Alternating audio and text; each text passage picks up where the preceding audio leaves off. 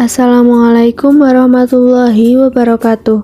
Di sini saya akan menjelaskan tentang konsep dasar ilmu pengetahuan alam, khususnya tentang gelombang, bunyi, dan optika.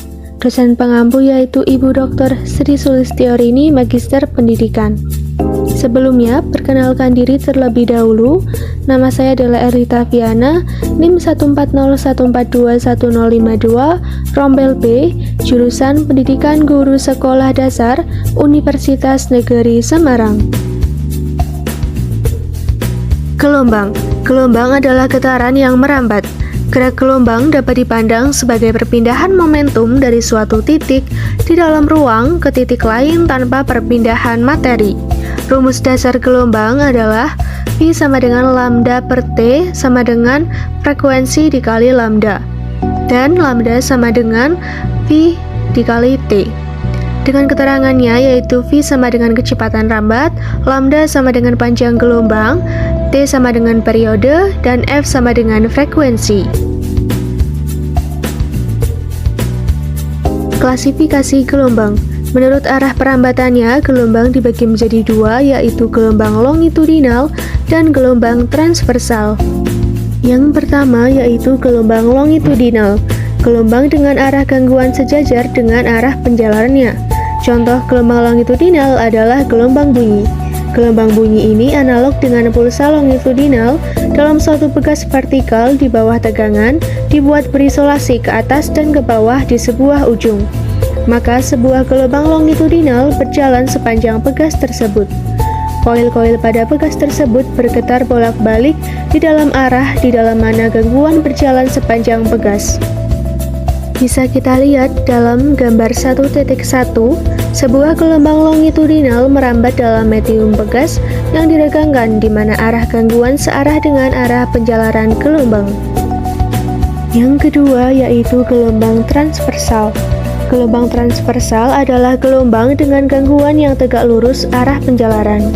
Misalnya gelombang cahaya di mana gelombang listrik dan gelombang medan magnetnya tegak lurus kepada arah penjalarannya.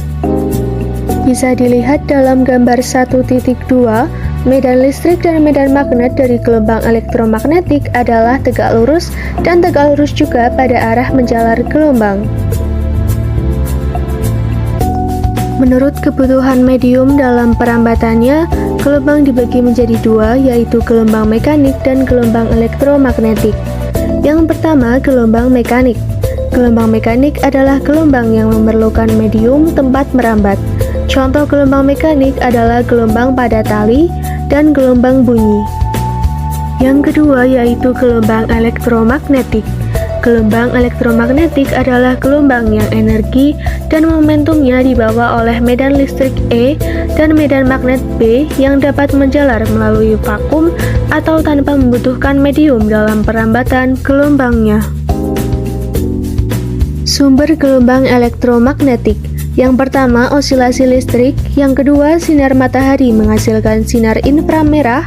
Yang ketiga, lampu merkuri menghasilkan ultraviolet.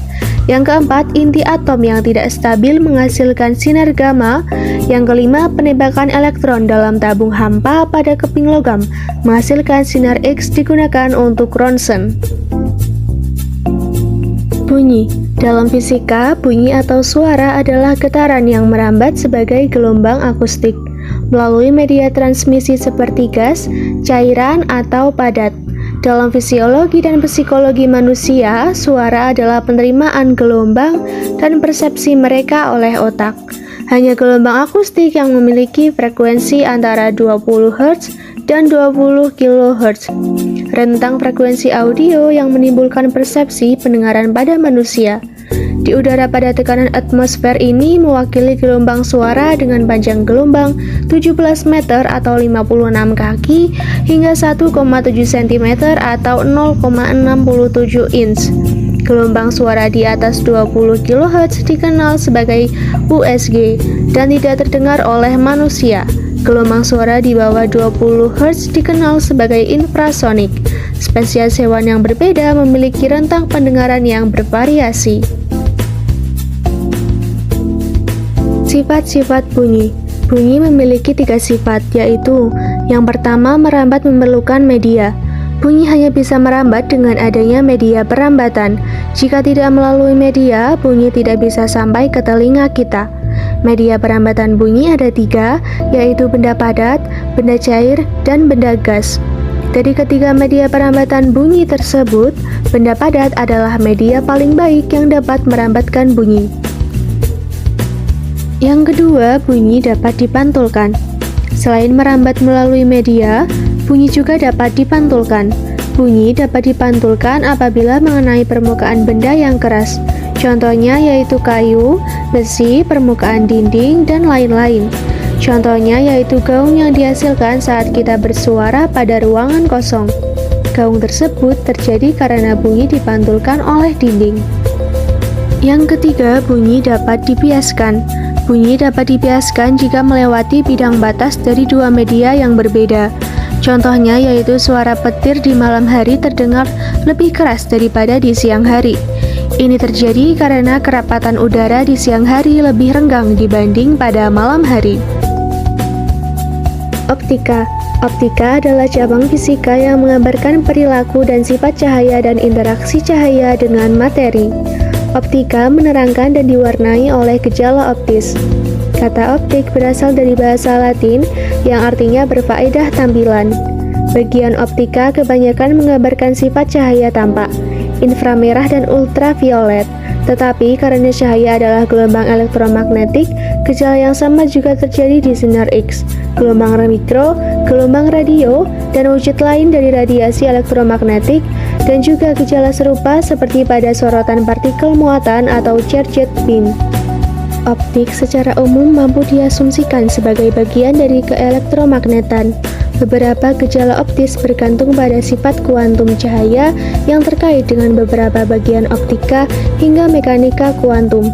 Dalam prakteknya, kebanyakan dari gejala optis mampu dihitung dengan menggunakan sifat elektromagnetik dari cahaya, seperti yang dijelaskan oleh persamaan Maxwell.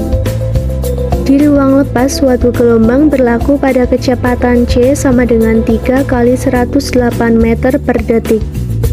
Ketika memasuki medium tertentu, dielektrik atau non-conducting, gelombang berlaku dengan suatu kecepatan v, yang mana adalah karakteristik dari bahan dan kurang dari agungnya kecepatan cahaya itu sendiri, atau c.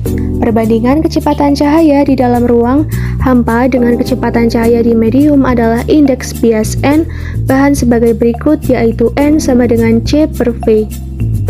Sebelum optika kuantum menjadi penting, dasarnya terdiri dari aplikasi elektromagnetik klasik dan pendekatan frekuensi tinggi untuk cahaya. Optik klasik terbagi menjadi dua cabang utama, yaitu optika geometris dan optika fisis. Optik geometris. Optik geometris atau optika sinar menjelaskan propagasi cahaya dalam wujud sinar. Sinar dibelokkan di antar muka sela dua medium yang berlainan dan mampu mempunyai wujud kurva di dalam medium yang mana indeks refraksinya merupakan fungsi dari posisi. Sinar dalam optik geometris merupakan objek mujarad atau instrumen yang sejajar dengan muka gelombang dari gelombang optis sebenarnya. Optik geometris menyediakan anggaran untuk penyebaran sinar ini melalui sistem optis yang menunjukkan bagaimana sebenarnya muka gelombang hendak menyebar. Ini adalah penyederhanaan optik yang signifikan dan gagal untuk memperhitungkan banyak efek optis penting seperti difraksi dan polarisasi. Namun, hal ini merupakan pendekatan yang patut bila panjang gelombang cahaya tersebut sangat kecil dibandingkan dengan ukuran struktur yang berinteraksi dengannya. Optik geometris mampu dipakai untuk menjelaskan bidang geometris dari penggambaran cahaya atau imaging, termasuk aberasi optis. Optika fisis. Optika fisis atau optika gelombang membentuk prinsip Huygens dan memodelkan propagasi dari muka gelombang kompleks melalui sistem optis, termasuk amplitudo dan fase dari gelombang. Teknik ini yang kebanyakan dilakukan secara numerik pada komputer mampu menghitung efek difraksi, interferensi, polarisasi, serta efek kompleks lain. Hendak tetapi, kebanyakan aproksimasi masih dipakai, sehingga tidak secara lengkap memodelkan teori gelombang elektromagnetik dari propagasi cahaya. Model lengkap tersebut jauh lebih menuntut komputasi. Hendak tetapi, namun mampu dipakai untuk memecahkan permasalahan kecil yang memerlukan pemecahan lebih akurat. Optika dalam kehidupan. Optik adalah bagian dari kehidupan sehari-hari. Pelangi dan bayangan adalah contoh gejala optis. Banyak orang mendapat ciri utama dari kacamata atau lensa kontak, dan optik dipakai di banyak benda atau barang konsumen termasuk kamera. Superimposisi dari struktur periodik, misalnya tisu transparan dengan struktur gizi, menghasilkan wujud yang dikenal sebagai pola Moir. Superimposisi dari pola periodik transparan yang terdiri dari garis atau kurva buram paralel memproduksi pola garis Moir. Sekian, mohon maaf bila ada kesalahan. Terima kasih, saya adalah Elita Viana, pamit undur diri. Billahi taufiq wal hidayah. Wassalamualaikum warahmatullahi wabarakatuh.